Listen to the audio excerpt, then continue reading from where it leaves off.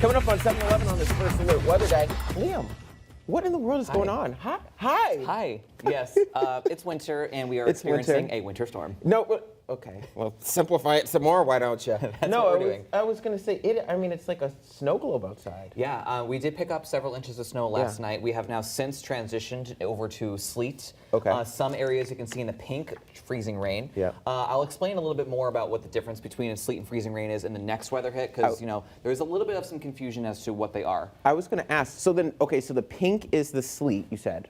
Pink is the freezing rain, Pink and is the freezing purple is the sleet. Is the Blue sleet. is Okay. the snow, and we don't have any green yet, but we will be eventually changing over to regular rain in the lower Pioneer Valley. So we did pick up some snowfall last night, several inches, and you can see that we also do have snowfall across portions of Franklin County, right up I-91 and along Route 2, where it's coming down pretty good. You can see the dark blue there indicating how heavy it's coming down, and even a little bit more as we head out towards, say, Holyoke and Westfield as we head into Hampden County as well. So we do have a whole potpourri of precipitation here. Almost every type of winter precip you can get is currently falling right now. So we definitely have a bit of an active situation here this morning. This is the radar loop from last night. We started off as snowfall, and then it wasn't until just a couple of hours ago where we started to see that transition over to sleet and freezing rain. I took this measurement earlier this morning when I got into the station this morning, and we have just about 4¼ inches of snowfall here in Springfield. I'd love to know what you guys have on the ground out there, but here are a few of the snow totals that we picked up. We've got about 4½ inches out at Westfield,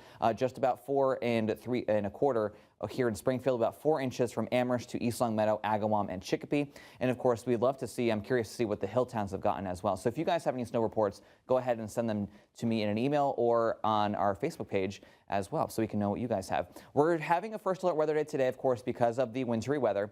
But we also have another First Alert Weather Day for tomorrow due to high wind. So we're going to get through today first. We have sleet and freezing rain likely for everybody this morning. Then in the hill towns, it's going to hang on a little bit longer while the valley changes over to a little bit of some rain. And that rain in the valley could come down heavy at times.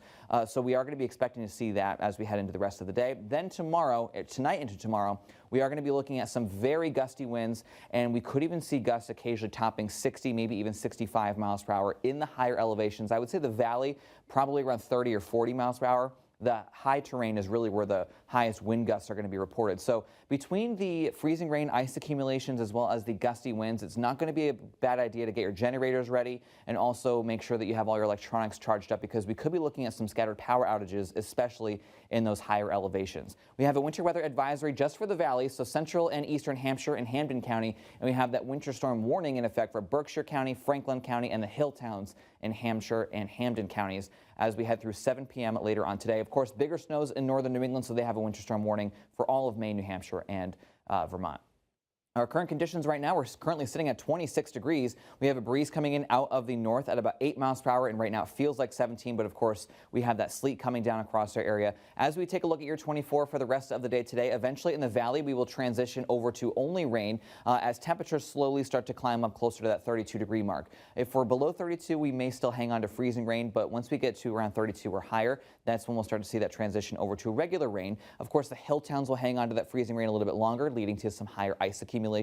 As we head into the afternoon, look at this, is about 1 p.m. The hill towns are still dealing with some freezing rain as temperatures there are below 32. For the valley, we're now over 32 degrees or right at 32, so we're transitioning over to regular rain, and it may come down heavy at times.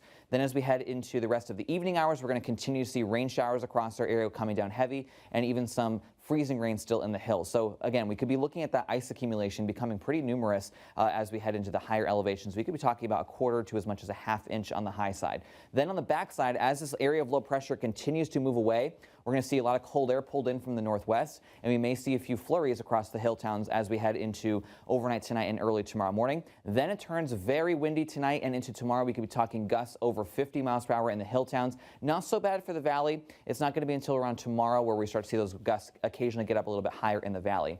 So let's take a look at your ice accumulations from freezing rain. Not a lot in the valley because of the fact that we are going to be switching right over to regular rain, but in the higher elevations where they're going to be dealing with that freezing rain longer, we could be talking anywhere between about 1/10 to as much as 1/4 or even a 1/2 inch of ice accumulation. So that could weigh down tree limbs and power lines, so that may lead to power outages. And then when you couple that with the wind gusts that we're going to be expecting, it's just going to be kind of a mess up in the hill towns.